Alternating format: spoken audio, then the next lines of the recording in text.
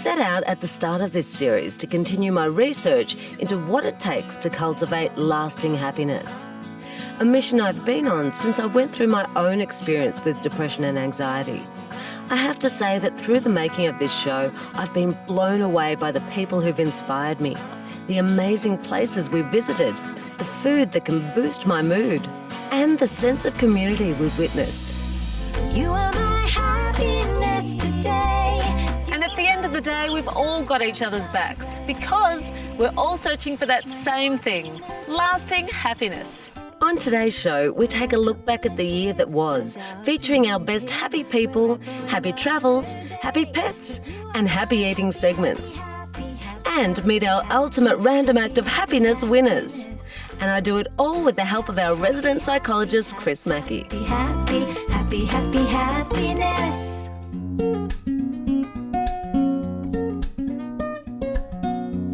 Now, Angie, I know you had a vision of creating a wellbeing show for quite some time, and wow, now you've done it. I started out wanting to make a happiness show just to bring some positivity to our screens, but for me, I've actually gained so much from the people we've interviewed. There's so many inspiring people. What kind of people really inspired you the most in a way?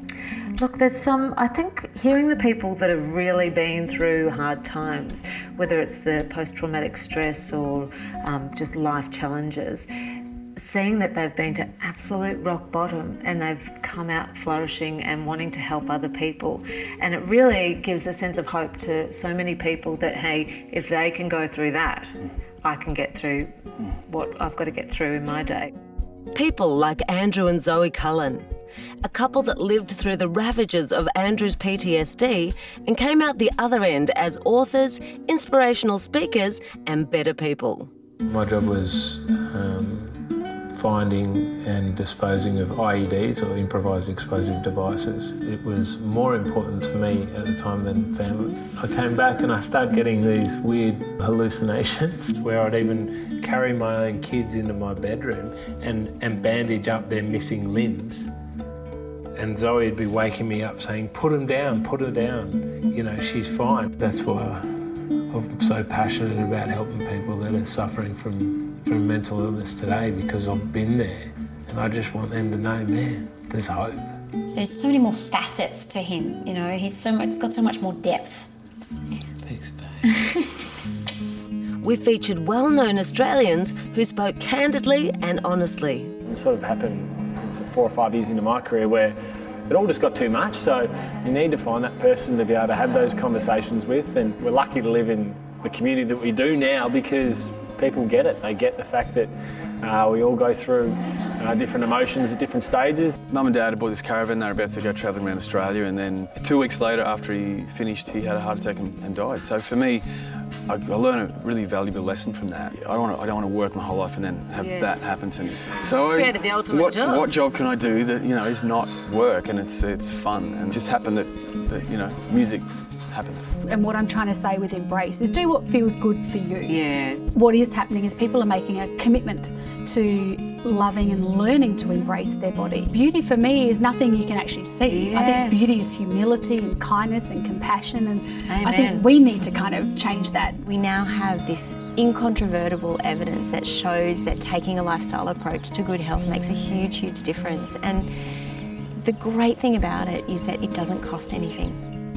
And the fun people to be around and be inspired by. I used to walk my 2 dogs down here every morning. Off lead.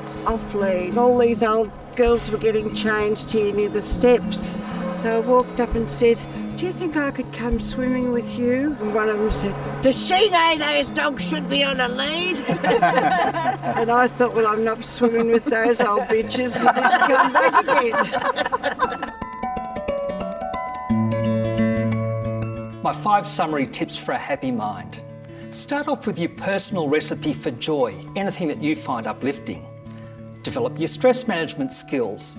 Know your stress signature so you can intervene early when stress builds, and learn a tension reduction technique such as relaxation or meditation or mindfulness or yoga.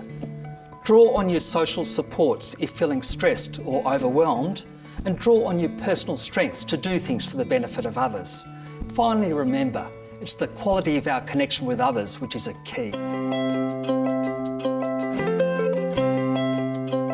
There's actually a term, Zoea, that's about the well-being impact on people for interacting with pets. And Petstock showed the benefit of allowing pets in the workplace. When they come in, it's an instant morale boost for the team. You just see everyone light up and go, "Ooh, there's a dog in the office." It had extra loyalty for the staff, didn't it? Because their workplace was a place of well-being. And what about Tim McMillan with his beautiful Roxy? Oh, what a beautiful story. And the bond between the two of them.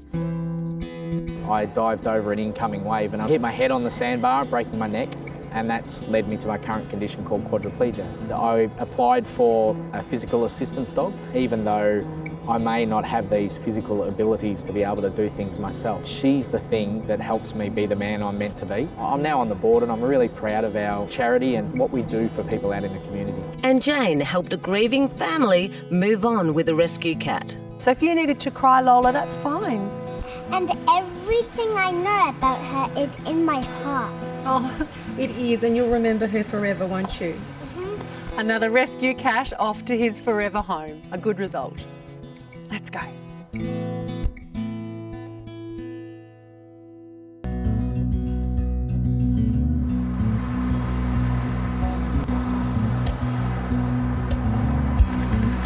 We certainly live in a fast-paced, high-stress world, especially when you have a 9-month-old son like me.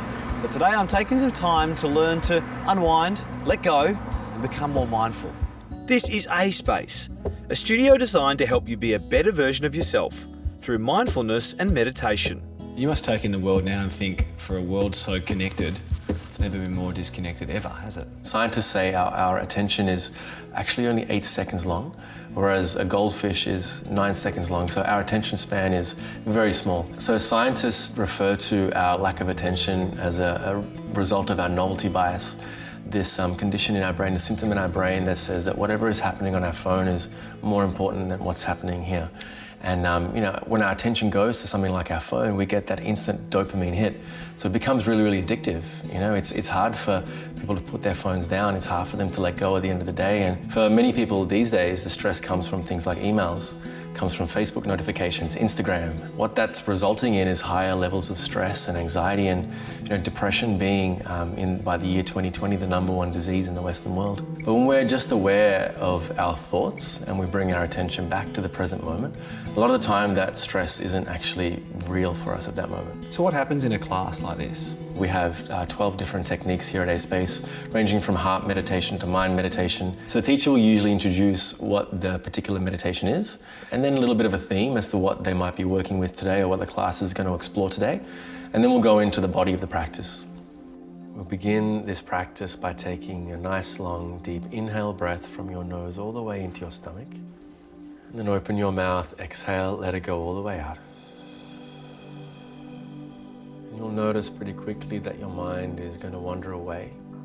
That's completely normal.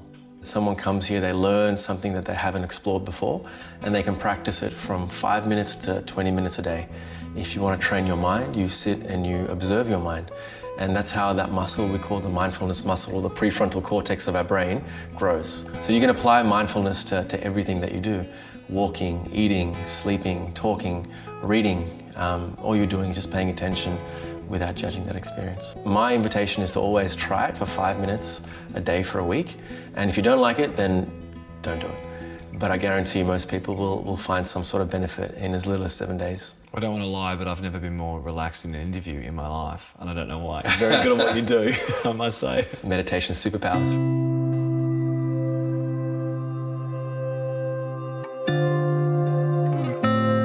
This is Beck and Trav Seabird and their beautiful daughter, Tully. When she was born, she was diagnosed with a heart condition and hips dysplasia. She had her first seizure at 6 weeks, and then all the testing and all that confirmed that parts of her brain were missing, and being first-time parents, we were just pretty lost.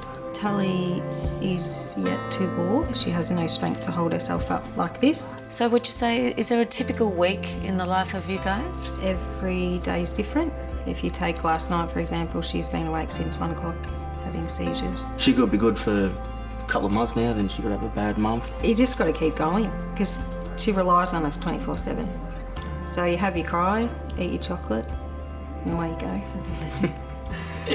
With the help of the Make-A-Wish volunteers. We got to do up a room like for a little princess. She enjoys spending time there. It's just sort of like a little retreat for her to get away. So when she comes out with a smile, it just kind of gives me, and probably Trav too, and our family, a reason to smile even though things might not be happy. We're really lucky because we do have a big support network, and Mum and Dad have been right beside us the whole way. So we just are forever grateful for having awesome parents. These grandparents continue to go above and beyond for their family, and this is the reason Beck and Trav have nominated them for this season's Random Act of Happiness Ultimate Prize winners. Steve and Karen are in for an afternoon of surprises, starting with the red carpet treatment. And then a beautiful lunch at La Parisienne. After a great time at lunch, while Tully was with one of her carers, we had a few more surprises up our sleeves. Starting with Beck and Trav. I'm Nathan Murray, the Managing Director of Morris Finance. Beck, we start with you.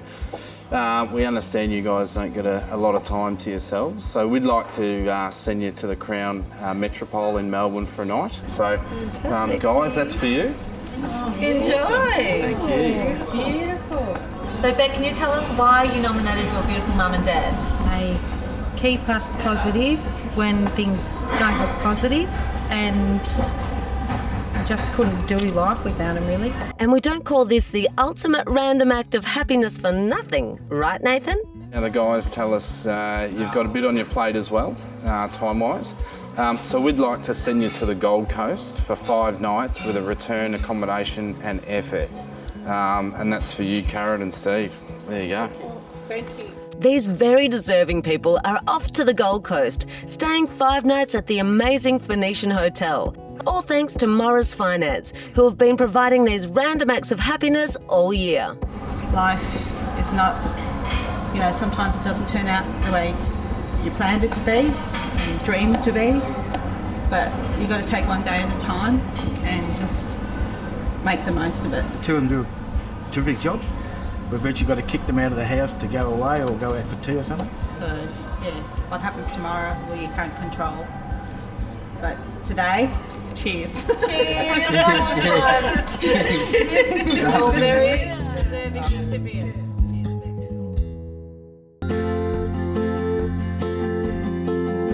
You've done your share of happy eating too, haven't you? So what are some of the Sure places have. that stand out that way? Look, Serotonin Cafe, that was amazing. Emily, the owner, she had a really bad time with anxiety and depression and started researching how food can affect your mood. She created something good out of that, She didn't sure she? did. Yeah. So now she's got a whole menu of foods that will boost your mood. So this one that you're having here is our medicinal Mexican waffles, and our other signature is our positive pancakes. They've been on the menu since we opened. What I've done is created peanut butter lattes, gingerbread lattes, golden lattes. So you can still come catch up with friends, which is really important for your serotonin levels, but you don't have to have that caffeine hit that then wears off. Spirit House was another highlight, featuring a cooking class and then a communal feast at the end. Just like Yeah, that. perfect. You're a natural. Cheers, everybody. For good food and good wine. Good company. Shura got a lesson in lunchboxes from this dedicated dad. So every Friday I'll focus on a particular country around the world. I incorporate the flag, some fun facts. 4 days a week, Monday through to Thursday, I do my lunches which are under 10 minutes. Yep. Any more than 10 minutes, it's not real. And the best way to keep it real is by using wholesome, real food. And he met Professor Felice Jacker, who explained the link between food and your mood. We now have data from Norway and Spain and China and Japan and Australia and Britain Very and the different UK. diets there as well. Very different diets. Every time we see that the quality of people's diets is linked to whether or not they have depression in particular, but also their risk for it. Poor diet is now the leading risk factor for early death across the globe. Has it actually affected your cooking in any way or how you prepare meals? That's an interesting question. Do you know about my cooking, do you? Or lack of skill in the cooking I just department? assumed it would be wonderful, Angie. But Dr. Joanna, I must say, has inspired me. She makes her recipes look easy, accessible, and she's really passionate about what she talks about. Often you can improve your diet when you eat out by ordering foods that you may not cook at home. So fish is a good example. I know many of you are a bit scared about cooking fish at home, so why not order fish when you're out? And of course, this breadth and variety of wonderful veggies and herbs that are here, you may not have in your kitchen at home. So indulge when you're out and get that fabulous variety. Now, little birdie actually told me that you might have followed one of Joanna's recipes yourself. Yes, Joanna's virtual muesli. Had some this morning, as a matter of fact, and it's something that I can prepare that even the kids will eat. Is that right? Is that a first? Yeah, not many things like that. I'm impressed, Mr. Mackey.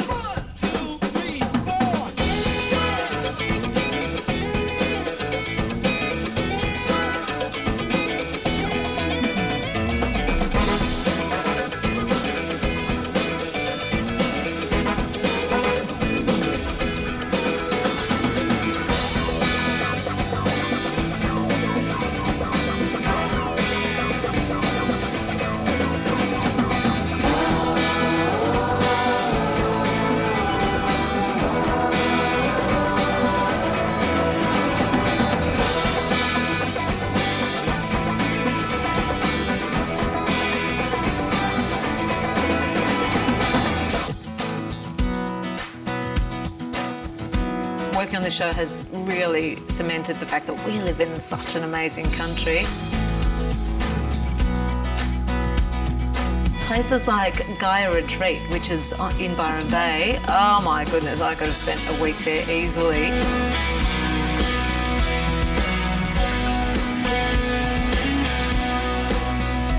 We went down to Tasmania, and I always say about Tassie that there are no boring bits. Talking about being amongst nature, well, Tassie's got that in spades, doesn't it? Absolutely. So we were down at Pump House Point, and it just happened to be snowing, and we were in spring.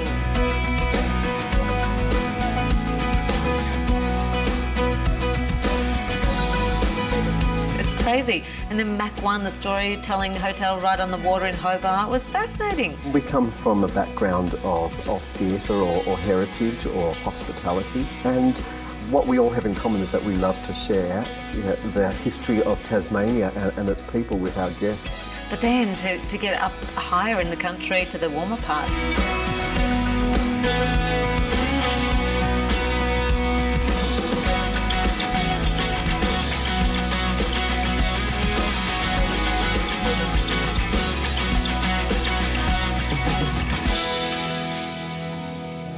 You've had a couple of massages along the way too, haven't you? Oh, but they're just teasing ones. They're TV ones. Oh, well, hopefully you can go back and enjoy the time a bit longer. That's exactly what I plan to do. It's not too much pressure, is it?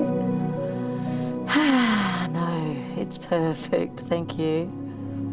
We just get a little taste of everything. So I've got all these things I'm going back to.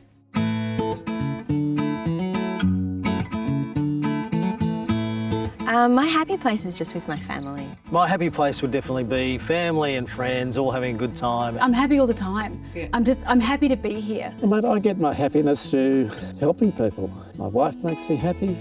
She hardly ever sees me. That's probably why she's happy. That's why I tell you. My happy place is the golf course because I can leave everything that goes on throughout the day behind and enjoy something which has got me from being bad, depressed and anxious to being happy and just leaving all that behind. In the surf or in meditation. And I find when I'm in the surf or when I'm meditating, there's this incredible stillness that comes over you. My happy place? That includes family. Walking on the beach. That's away from everything and putting our feet reconnected with the land. The journey of learning and loving and bringing sort of the wisdom of the world interior and poetry. Well, that brings us to the end of Season 1 of Destination Happiness. Along the way, we've had some extraordinary experiences, met some incredible people, and have learned so many tips and tricks on how to keep our lives happier and healthier. But the best thing is, we're only just scratching the surface. So stay in touch with us via our website or social media as we continue along our journey towards our ultimate destination, happiness. My happy, happy, happy, happy, happy, happy, happy, happy.